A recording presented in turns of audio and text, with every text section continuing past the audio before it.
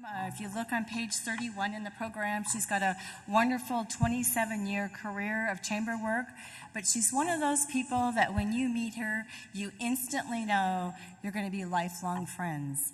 And I think many of us in the room are her lifelong friends, and if you ask me the words I can tell you about her, she's wickedly smart, she's a thought leader, she likes to be cool and hip, wears earbuds, she's fiercely loyal, and she's all about collisions. And what she likes to do is bring together people and ideas and have them bump and collide, because then she can push forward with another thought out there that pulls us to the future.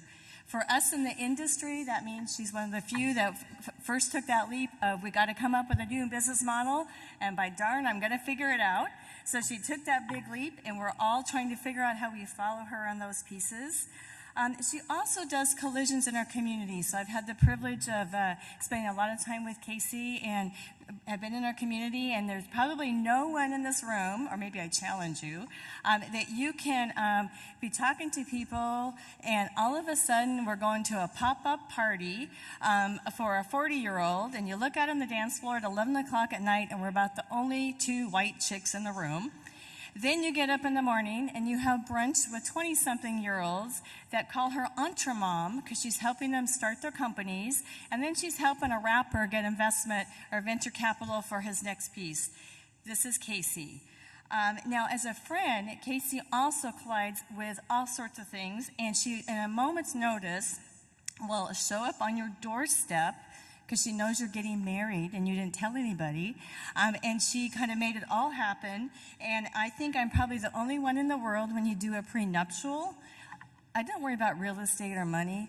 My prenuptial says I can travel with Casey anywhere in the world, anytime I want. And my husband said yes, and so we do that. So it's with pleasure that I have the next lifetime member of Casey will come up and join us. All of her friends in the room, we chipped in a lot of money for Casey, and so we got these diamonds for her. Since she is only the fourth female to receive the Lifetime Achievement Award, so we want to make sure she has that. And I also have her sticker for her badge, so she can wear that too.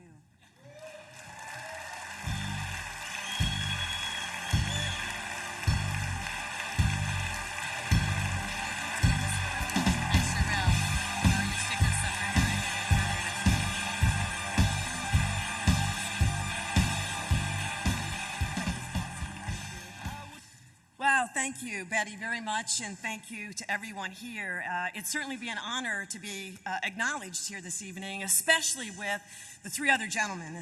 And I want to say a special shout out to Harvey. Harvey is my neighbor. He's also a dear friend and colleague, and I happen to think one of the most genius chamber executives in the world. So congrats, Harvey, love you. We've been asked to be really short tonight. That, as John Merlin said, that really doesn't matter to me one bit at all. So because there's two things I want to do tonight. I want to thank some people, and I also want to leave you with some words of wisdom. In the 27, 28 years that I sat out there in this audience, and I listened to the lifetime members, there was always something I left with every year that inspired me to stay in this profession. And so, by the way, the fact that I left last year is no reflection on last year's Life Award winners, none whatsoever, okay? So let me begin with some thank yous, which are really important. You all know, you heard a minute ago from Jack, that you don't do this alone. First and foremost, your family. I want to first pay tribute to my late husband and my three incredible daughters for accompanying me on this life journey, because it's certainly been a life journey. They have made the hard times easier and the easy times funner.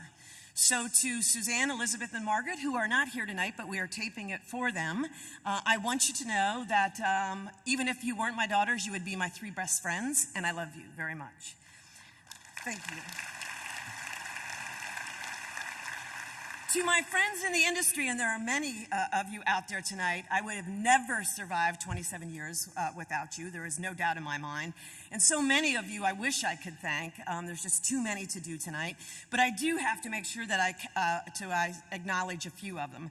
And all of these people that I'm going to acknowledge, and there's not a lot, but a few of them I'm going to acknowledge, I want you to know have been my friends for decades. Some of these people have been with me on this chamber journey since 1988. They've been with me for decades, and believe it or not, they still showed up tonight. With that, first of all and foremost, my chamber chicks. Betty, that you just saw here earlier, who is a dear friend, Tammy Conrick and Mary Birch, who also past chairs. Betty, Tammy, Mary, and I are past chairs of the chamber, they couldn't be here this evening, but I just wanted to make sure that I gave them a shout out. Secondly, my chamber husbands. You know, we all have work husbands, right? Luckily, I've got a whole bunch of them over at this table right here. So to my chamber husbands, Egan and Baldridge and Chavez, and even Mick Fleming, thank you so much for what it is that you've done with me. You've all been part of my life and my successes, and I share this award with you tonight, so thank you very much, guys. So for those of you in the room, I know there's a lot of you in this room have no idea who I am. None whatsoever, and you're just waiting for me to get done, right? But I do want to have just a little bit of time with you. You may not really read the bio, so you've read the stuff that I do. You heard a little bit from Betty about the kinds of activities that I've been involved in. But really, my reputation in the chamber world has really been the crazy-ass chamber chick. Like right from the very beginning, I was known for all the really weird stuff that I took on. And I took it on early on, not knowing any better, almost with this psychotic fearlessness of trying something new. I tell you that because when I came here tonight, I wanted to be able to stay in that character and be able to give you a little bit of words of wisdom from that perspective. I wanted it to be really unique, right? So I decided that what I was going to do is I was going to author and perform a spoken word poem. Yeah, that's exactly the reaction I was expected to get, right? Exactly. Like half of you in this audience are looking at me and going, what the hell's a spoken word poem? The other half are young enough to know what a spoken word poem is and are going, there's no way that old lady's, because she just totally bastardized this art form. And you're right, I probably would. So what I did is what I do in chamber work all the time, I compromised. So here's what it is I did. I decided to write it, but instead of performing it, save you that performance and actually read it for you. So, for all of you out there that are still trying to figure out if this chamber work is a job, a profession, or a calling, this poem's for you. It's called The Work.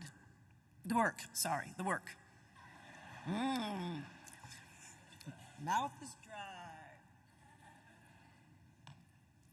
All right, here it goes. The path to this work, quite unusual. Few people start here, fewer finish.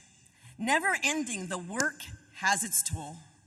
Punishing, yet strangely addicting. The goal, so intoxicating. Relentlessly returning for that next great high. Busy building bridges, connecting. The calming voice, the rational thought. We hammer, we glue.